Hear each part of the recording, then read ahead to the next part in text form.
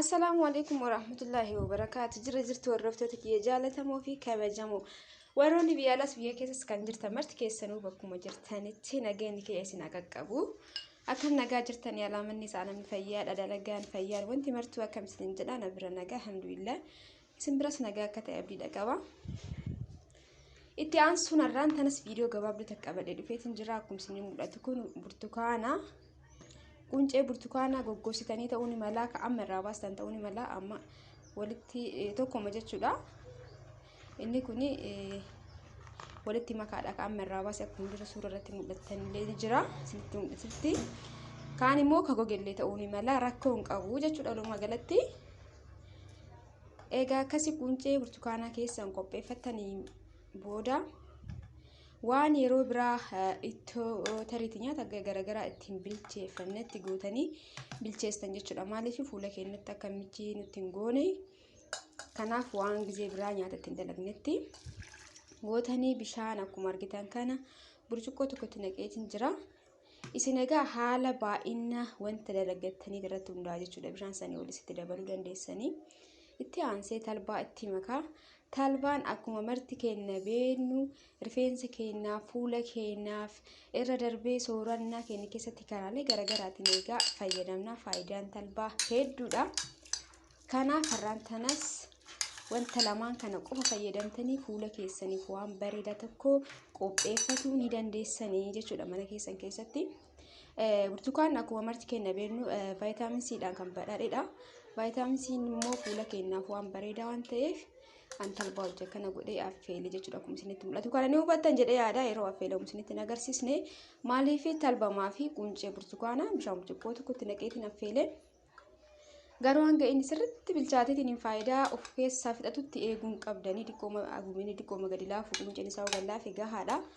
Jeeliin talbaa egaa akkuma marti keenya beennu kun kana fakkaata yoo barbaadan haaluma kana qofaan gootanii keessaa dhimbiibdanii jeelii qofa fayyadamuu ni dandeessan jechuudha. Maaliif dhamni isaa itti baheera waan ta'eef. Amma garuu andaakeetiin isinitti agarsiisa jechuudha. Isin yoo barbaadan akkanatti toliin affeeltanii eega keessaa dhimbiibdan booda kunoo dhiyeessee isinitti agarsiisa garuma jeelii talbaa kanaa fi dhamni quncee burtukaanallee waan itti baheef akkanumatti illee fayyadamuu ni dandeessan jechuudha jeelii kana. Wanta kana an fuulaaf jedhee isinitti agarsiisaa jira malee haaluma amma dalagu kanaan dalagdanii rifeensa keessaniif fayyadamuu ni dandeessanii waan baay'ee bareedaadha. Rifeensi keenyaafis fuula keenyaafis jechuudha. Ani yeroo viidiyoolee garaagaraa hojjedhu jechuudha.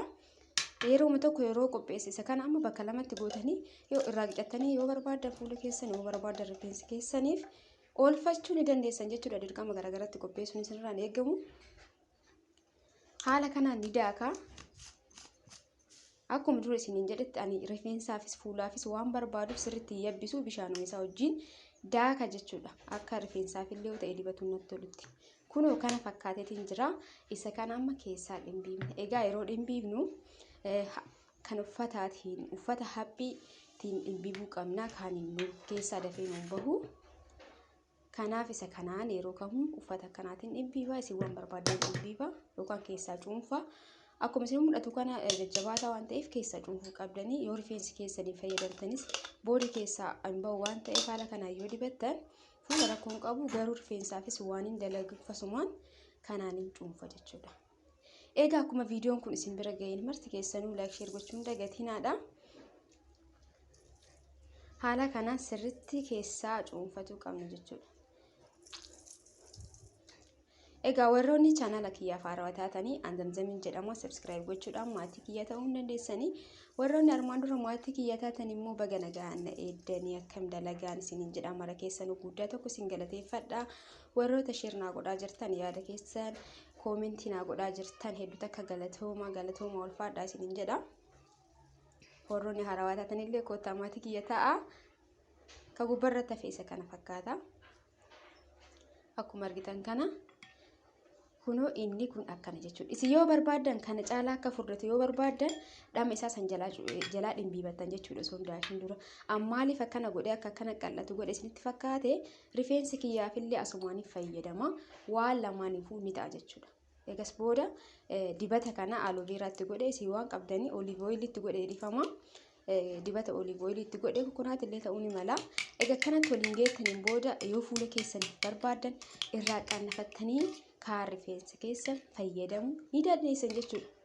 Egaa talbaan marti kennaa akkuma beeknu karaa dhugaa dhuguutiin gogiinsa garaa kennaa nurraa inni ittisaa hedduu rifeensa guddisuu keessatti illee gahee guddaa qaba. Akkasumas fuula kennaa keessattuu warroota shifniinaan garaagaraa asirra rakkise jeelii talbaa fayyadamaa yeroo baay'ee. Kanaaf haala kanaan goonee burtukaan immoo viitaaminii C of keessaa qaba. Kanaaf fuula kennaafis ta'e rifeensa kennaaf hedduu akka bareedaadha jechuudha. Haala kanaan haala bareedaa ta'e kanaan kan qophaa'e kana isin fuula keessan qofaaf yoo barbaadan akkuma bilcheessitan sanii cuunfaa yookaan jeelii isaa keessaa egaa dhimbiibdan booda daakuu dandeettan akka kireemiin isaa yabbatu yoo barbaadan jechuudha.